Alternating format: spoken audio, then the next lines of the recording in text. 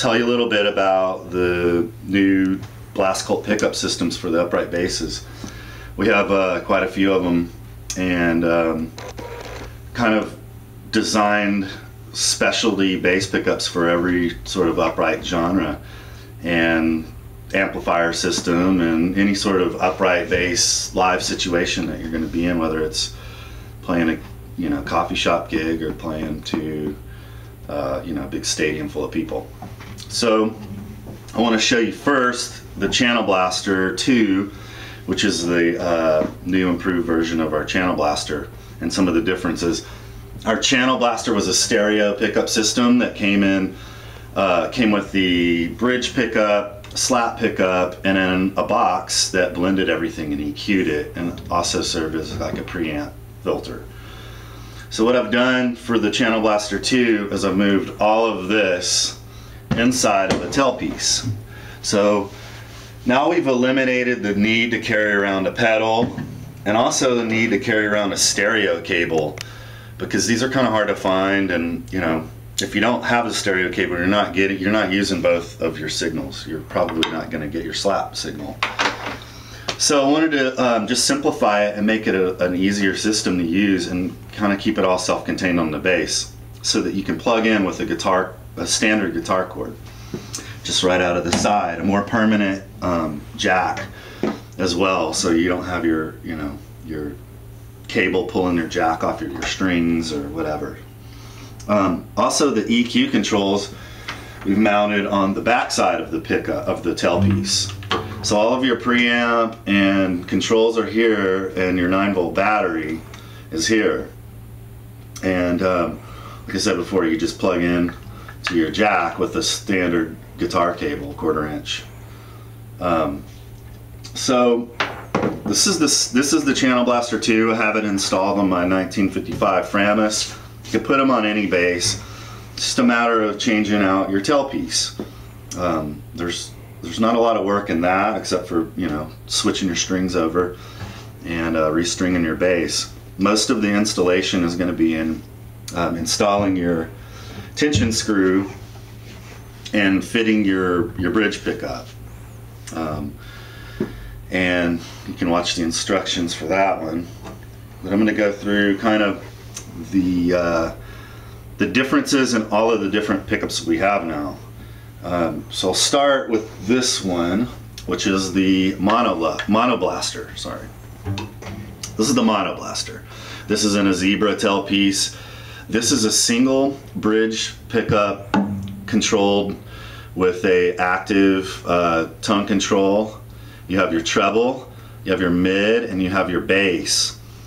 And the bass and mid and treble are can cut and boost. So at 12 o'clock they're all flat. If you want to boost, just turn up. You want to cut, go down. The mids, this mid knob works with the frequency selectors, and what the frequency selectors do, and there's 4 different position settings, is it moves your notch in your mid-range. Mid-range is a very important part of the upright bass tone, and actually getting the right mid-range and eliminating the wrong mid-range is one of the keys to having a great sound for upright. It's a lot different than an electric bass with the mid, so I think it's the most critical kind of make it or break it part of your sound. You want to eliminate, especially with slap playing, you want to eliminate a lot of the high mids because they just wind up sounding honky. This pickup isn't filtered on the Mono Blaster, but the Channel Blaster 2, which is this version, we replaced the treble control with the slap. So now this control, which is your treble on your Mono Blaster, is your slap volume for your fingerboard pickup on this one. And you just you want more slap, you turn it up. You want less slap, you turn it down. Tone wise on the slap pickup, there's no tone control on our for the slap channel of the pickup, because we filtered all of the low end out of the pickup before it even goes through the circuit. And you can get your tone by your placement. Where you place this pickup this is what the new slap pickup looks like, and it always goes the black side down, and it's kind of a flat finish, and this is where you put your double side tape. Now moving it, you know, up and down your fingerboard is going to give you dramatically different tone. You're going to have a really woody low end, more of a low mid sound when you get it right under where your hand is slapping. And you're going to have a higher pitch, glassier sound the more you move this thing up. And, you know, every little movement counts. So I'd say just experiment with the placement on these. Also, what's new with our pickup systems, they all unplug. So it's a harness system.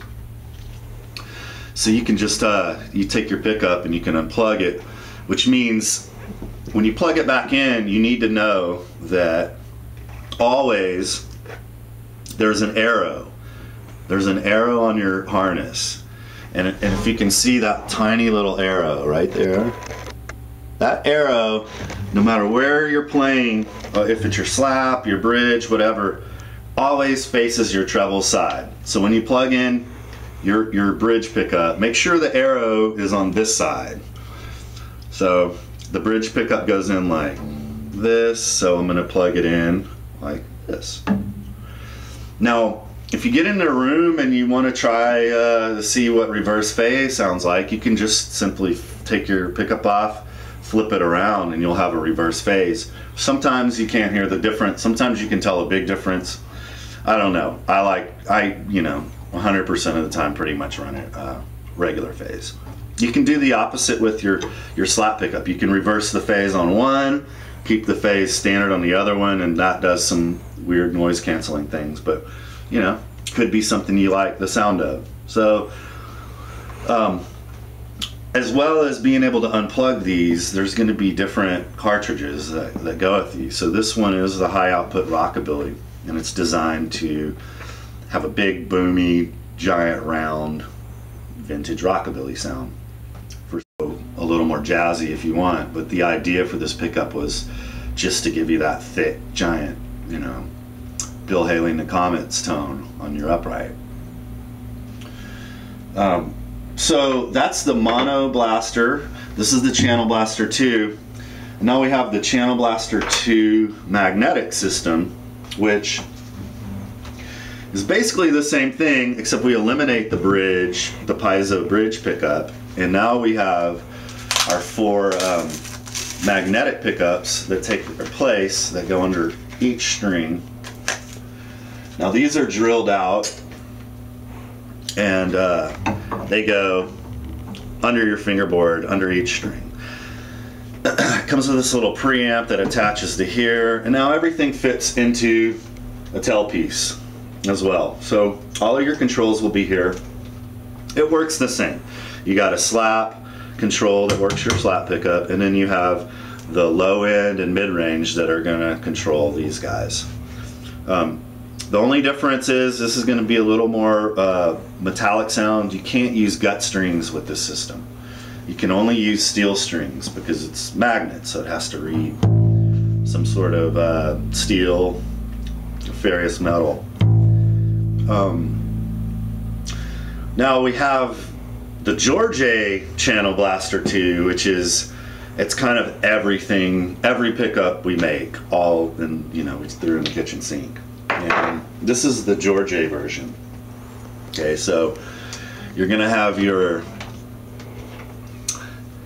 this is the bridge pickup, your piezo bridge pickup.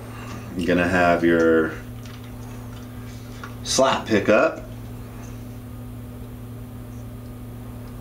If I can plug it in. We'll have to edit this part.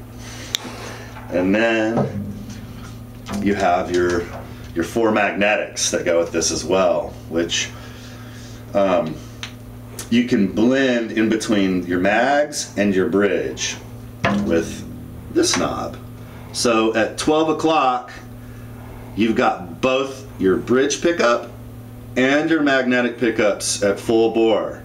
As you move it toward, well, let me get you the right way. As you move it toward this direction, it goes toward your magnetic pickups. You move it this direction and it balances toward your bridge piezo. And any infinite combination of how you want to mix those two. So say you get in a room and you're having trouble with, you know, sound bouncing off, or a hollow stage and you're getting a lot of feedback. If you cheat this over to the magnetic side, you'll pretty much erase all of that. And you want a little more natural sound, you know. You get the best of everything in this one. And you can pretty much make it sound like whatever upright bass you ever heard in your life. So we used to use the coated braided steel wire with a crimp for our tail pieces, and to use as a tail wire. And you know, over the years, customers that are putting these on their vintage basses or whatever, you know, don't really have the access to a crimper like this and can't adjust this length. And so what I wanted to do is make it a little more universal. And at the same time, I kind of came up on this actually helps with feedback too. So what I'm using now is standard Paracord. It's this is, you know, I think it's 1,000 pound, but you can, it's really inexpensive. You can cut this to the length you want, and it's very adjustable. And in a pinch, if something bad happens, it gets cut, or you know, you hit your bass on the bottom by the tail nut and somehow split it, you're not out of business. I mean, you can just go find a shoestring or something that'll get you through the night. I mean, I wouldn't recommend using a shoestring with all that tension for long, but you can do it. And the main thing here is just a simple old Boy Scout trick. It's just a square knot. And it's also an adjustable knot where you just do this, and then you go back the opposite way like this, and bam, pretty little square knot. So the more it gets pulled here, the tighter the knot is. And so the reason this actually helps with feedback as well as adjustability on your bass is it isolates this tailpiece, also slightly isolating the string from the bridge, so you don't get as much harmonic noise. And just, you know, when these things rattle and they're sprung with a piece of steel, there's a frequency that steel is going to ring at, and this avoids it, and it makes a really quiet, clean note as well. So it kind of kills two birds with one stone. Inexpensive way that the user can easily adjust, and it also helps kill in feedback. So even if you don't buy one of my tail pieces, just a good little tip, go out and swap out your tail wire with some Paracord. It's going to take a minute to stretch in, and it's going to keep going flat, flat, flat, but after a couple hours it'll be stretched in, just like a string, you know. In addition to these tailpiece systems, the four I showed you, we got, you know, the Mono Blaster, Channel Blaster 2, Channel Blaster Mag, and the George A Channel Blaster. We also have the Mono Luxe, which is our standard single bridge pickup that just has a jack. So you have this, the installation kit, and a jack, and you just go straight into your amp, no preamps. It's the same thing for guys who have their own setup and don't want to, you know, they've been using the same thing, don't want to change it. So you can use you can use our pickup system, no preamp, or your preamp of your choice. We also sell the Stereo Luxe, which is the same thing, except it comes with the slap pickup. It goes out of a stereo jack. So if you have a 2-channel old SVT and you like to plug your slap in channel 2 and your bridge in channel 1, you have that option as well. You don't have to run the tailpiece and all of that. So altogether, that's what is that, six different systems, and I don't think you could go wrong with any of them. And that's all I got to say about that.